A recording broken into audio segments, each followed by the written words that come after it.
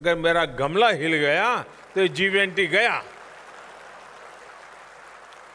जब ये भाव पैदा होता है ना, ये स्पिरिट पैदा होता है कि मैं एक बहुत बड़े सक्सेस के लिए बहुत बड़ी महत्वपूर्ण जिम्मेवारी संभालता हूं, कोई काम मेरे लिए छोटा नहीं है, तब मान के चलिए सफलता आपके चरण चूमने लग जाती है। साथियों, इस प्रकार से मिलकर के अपने अपने विभाग में भी कभी खुल करके गप्पे मारने चाहिए, बैठना चाहिए, अनुभव सुनने चाहिए एक दूसरे के। उससे बहुत लाभ होते हैं। कभी कभी क्या होता है, जब हम अकेले होते हैं तो हमको लगता है मैंने बहुत काम कर दिया, अगर मैं न होता तो G20 का क्या हो जाता।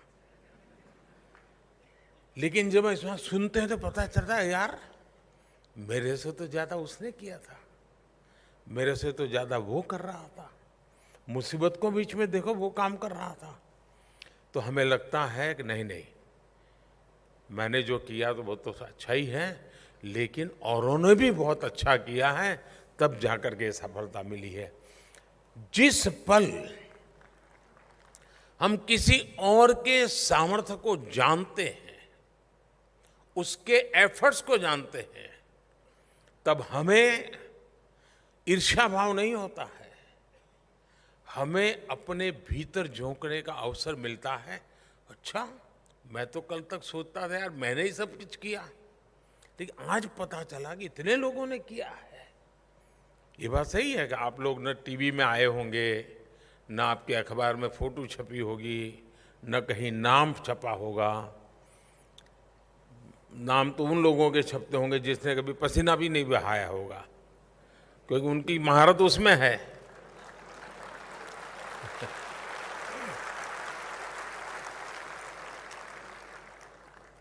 और हम सब तो मजदूर हैं, और आज कार्यक्रम भी तो मजदूर एकता जिंदाबाद का है। मैं थोड़ा बड़ा मजदूर हूं, आप छोटे मजदूर हैं, लेकिन हम सब मजदूर हैं। आपने भी देखा होगा कि आपको इस मेहनत का आनंद आया होगा। यानी उस दिन रात को भी अगर आपको किसी ने बुला करके कुछ कहा होता 10 तारीख को, 11 तारीख को, तो आपको नहीं लगता यार पूरा हो गया, क्यों मुझे परेशान कर रहा है। आपको लगता होगा नहीं नहीं यार कुछ रह गया होगा, चलो मुझे कहा है तो मैं कर दूं। यानी ये जो स्पिरिट है ना, यही हमारी सबसे बड़ी ताकत है। साथियों, आपको पता होगा, पहले भी आपने काम किया है, आप में से बहुत लोग होंगे जो सरकार में 25 साल, 20 साल, 15 साल से काम करते होंगे। तब आप अपने टेबल से जुड़े हुए होंगे, अपनी फाइलों से जुड़े होंगे। हो सकता है अगल बगल के साथियों से फाइल देते समय नमस्ते करते होंगे, हो सकता है कभी लंच टाइम, टी टाइम पर कभी चाय पी लेते होंगे, कभी बच्चों की पढ़ाई की चर्चा कर लेते होंगे। लेकिन रूटीन ऑफिस के काम में हमें अपने साथियों के सामर्थ्य का कभी पता नहीं चलता है। 20 साल साथ रहने के बाद भी पता नहीं चलता है कि उसके अंदर और क्या सामर्थ्य है, क्योंकि हम एक प्रोटोटाइप काम से ही जुड़े रहते हैं।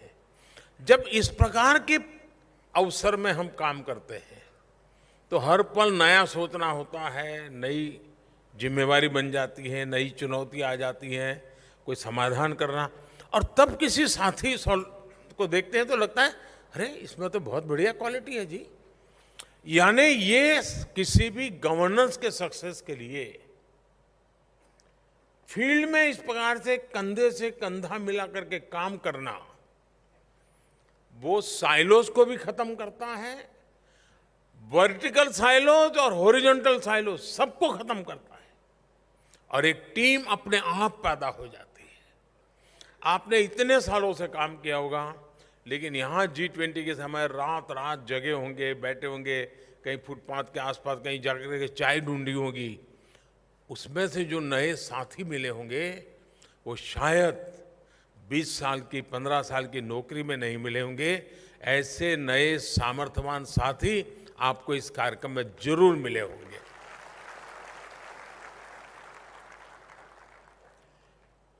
और इसलिए साथ मिलकर के काम करने के अवसर ढूंढने चाहिए। अब जैसे अभी सभी डिपार्टमेंट में स्वच्छता अभियान चल रहा है, डिपार्टमेंट के सब लोग मिलकर अगर करें, सचिव भी अगर चैम्बर से बाहर निकल करके साथ चले, आप देखिए एकदम से माहौल बदल जाएगा। फिर वो काम नहीं लगेगा, वो एक फेस्टिवल लगेगा कि चलो आज अपना घर ठीक कर रहे हैं, अपना दफ्तर ठीक कर रहे हैं, अपनी ऑफिस में फाइलें पर निकाल कर रहे हैं। इसका एक आनंद होता है। और मेरा हर किसी से, मैं तो कभी कभी ये भी कहता हूँ कि भाई साल में एक आध बार अपने डिपार्टमेंट का पिकनिक करिए, बस लेकर के जाइए कहीं नज़दीक में, 24 घंटे के लिए साथ में रह करके आइए। सामूहिकता की एक शक्ति होती है। जब अकेले होते हैं कितना ही करें, कभी कभी यार मैं ही करूँगा क्या मेरे ही सब लिखा हुआ है क्या, तनख्वाह तो सब लेते हैं, काम मुझे ही करना पड़ता है। ऐसा अकेले होते तो मन में विचार आता है। लेकिन जब सबके साथ होते हैं तो पता चलता है जी नहीं, मेरे जैसे बहुत लोग हैं जिसके कारण सफलताएं मिलती हैं, जिनके कारण व्यवस्थाएं चलती है।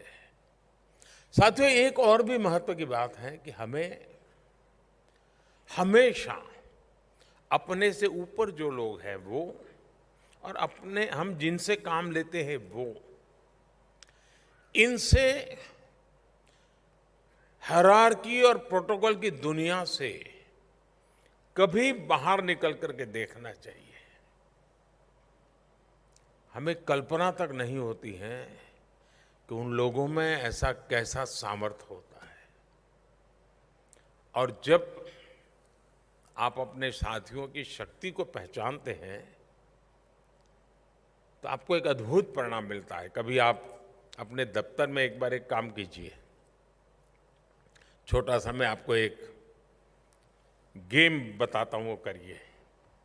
मान लीजिए आपके यहाँ विभाग में 20 साथियों के साथ हम काम कर रहे हैं, तो उसमें एक डायरी रखिए एक दिन, और 20 को बारी बारी से कहिए, या तो एक बैलेट बॉक्स जैसा रखिए कि वो उन 20 लोगों का पूरा नाम, वो मूल कहाँ के रहने वाले हैं, यहाँ क्या काम देखते हैं, और उनके अंदर वो एक एक्स्ट्रा ऑर्डिनरी क्वालिटी क्या है, गुण क्या है। पूछना नहीं है उसको, आपने जो ऑब्जर्व किया है, और वो लिख करके उस बक्से में डालिए। और कभी आप 20 लोगों के वो कागज बाद में पढ़िए, आपको हैरानी हो जाएगी कि या तो आपको उसके गुणों का पता ही नहीं है, ज़्यादा से ज़्यादा आप कहेंगे उसके हैंडराइटिंग अच्छे हैं, ज़्यादा से ज़्यादा कहेंगे वो समय पे आता है, ज़्यादा से ज़्यादा कहते हैं वो पोलाइट है, लेकिन उसके भीतर वो कौन से गुण हैं उसकी तरफ आपकी नजर ही नहीं गई होगी। एक बार ट्राई कीजिए कि सचमुच में आपके अगल बगल में जो लोग हैं उनके अंदर एक्स्ट्रा ऑर्डिनरी गुण क्या है, जरा देखें तो सही। आपको एक अकल्प्य अनुभव होगा, कल्पना बाहर का अनुभव होगा। और मैं साथियों सालों से मेरा ह्यूमन रिसोर्स के ही पर काम करने का मेरा नौबत आई है। मुझे कभी मशीन से काम करने का नौबत नहीं आई है, मानव से आई है। तो मैं भली भांति इन बातों को समझ सकता हूं, लेकिन ये अवसर कैपेसिटी बिल्डिंग की दृष्टि से अत्यंत महत्वपूर्ण अवसर है। कोई एक घटना अगर सही ढंग से हो तो कैसा परिणाम मिलता है। और होने को हो, चलिए ऐसा होता रहता है, ये भी हो जाएगा, तो क्या हाल होता है। हमारे देश के सामने दो अनुभव है। एक, कुछ साल पहले हमारे देश में कॉमनवेल्थ गेम्स का कार्यक्रम हुआ था। किसी को भी कॉमनवेल्थ गेम्स की चर्चा करोगे तो दिल्ली या दिल्ली बाहर का व्यक्ति, उसके मन पे छवि क्या बनती है। आप में से जो सीनियर होंगे उनको वो घटना याद होगी। सचमुच में वो एक ऐसा अवसर था कि हम देश का ब्रांडिंग कर देते, देश की एक पहचान बना देते, देश के सामर्थ्य को बढ़ा भी देते और देश के सामर्थ्य को दिखा भी देते। लेकिन दुर्भाग्य से वो ऐसी चीजों में वो इवेंट उलझ गया कि उस समय के जो लोग करने धरने वाले थे वे भी बदनाम हुए, देश भी बदनाम हुआ। और उसमें से सरकार की व्यवस्था में और एक स्वभाव में ऐसी निराशा फैल गई कि यार ये तो हम नहीं कर सकते, गड़बड़ हो जाएगा। हिम्मत ही खो दी हमने। दूसरी तरफ G20, ऐसा तो नहीं है कि कमियां नहीं रही होगी, ऐसा तो नहीं है जो चाहा था उसमें 99-100 के नीचे रहे नहीं होंगे।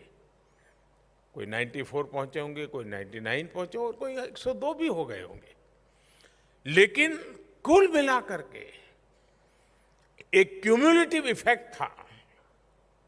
वो इफेक्ट देश के सामर्थ्य को, विश्व को उसके दर्शन कराने में हमारी सफलता थी। ये जो घटना की सफलता है वो G20 की सफलता और दुनिया में 10 एडिटोरियल छप जाए, इससे मोदी का कोई लेना देना नहीं है। मेरे लिए आनंद का विषय ये है कि अब मेरे देश में एक ऐसा विश्वास पैदा हो गया है कि ऐसे किसी भी काम को वे अच्छे से अच्छे ढंग से कर सकता है।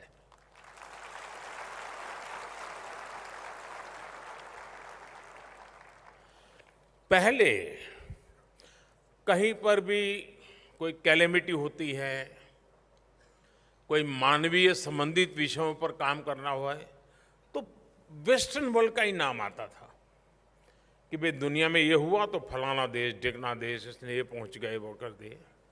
हम लोगों का तो कहीं चित्र में नाम ही नहीं था। बड़े बड़े देश, पश्चिम के देश, उन्हीं की चर्चा होती थी।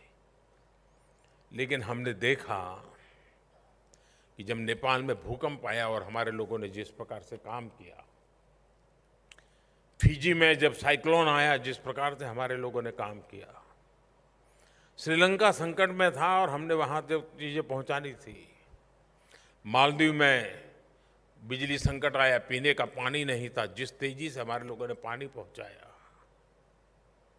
यमन के अंदर हमारे लोग संकट में थे, जिस प्रकार से हम लेकर के आए, तुर्की में भूकंप आया, भूकंप के बाद तुरंत हमारे लोग पहुंचे। इन सारी चीजों ने आज विश्व के अंदर विश्वास पैदा किया है कि मानव हित के कामों में आज भारत एक सामर्थ्य के साथ खड़ा है। संकट की हर घड़ी में वो दुनिया में पहुंचता है। अभी जब जॉर्डन में भूकंप आया तो मैं तो व्यस्त था ये समिट के कारण, लेकिन उसके बावजूद भी मैंने पहला सुबह अफसरों को फोन किया था कि देखिए आज हम जॉर्डन कैसे पहुंच सकते हैं, और सब रेडी करके हमारे जहाज, हमारा क्या क्या इक्विपमेंट लेके जाना है, कौन जाएगा, सब रेडी थे। एक तरफ G20 चल रहा था और दूसरी तरफ जॉर्डन मदद के लिए पहुंचने के लिए तैयारियां चल रही थी। ये सामर्थ्य है हमारा। ये ठीक है, जॉर्डन ने कहा कि हमारी जिस प्रकार की टोपोग्राफी है, हमें उस प्रकार की मदद की आवश्यकता नहीं रहेगी। उनको जरूरत नहीं तो हमें जाना नहीं पड़ा और उन्होंने अपनी स्थितियों को संभाल भी लिया। मेरा कहने का तात्पर्य यह है कि जहां हम कभी दिखते नहीं थे, हमारा नाम तक नहीं होता था, इतने कम समय में हमने वो स्थिति प्राप्त की है। हमें एक ग्लोबल एक्सपोजर बहुत जरूरी है। अब साथियों, हम यहां सब लोग बैठे हैं, सारी मंत्री परिषद है, यहां सब सचिव हैं और एक कार्यक्रम की रचना ऐसी है कि आप सब आगे हैं, वो सब पीछे हैं। नॉर्मली उल्टा होता है और मुझे इसी में आनंद आता है।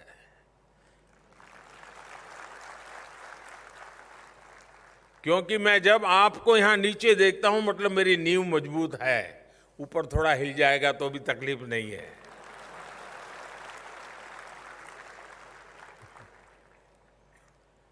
और इसलिए साथियों, अब हमारे हर काम की सोच वैश्विक संदर्भ में हम सामर्थ्य के साथ ही काम करेंगे।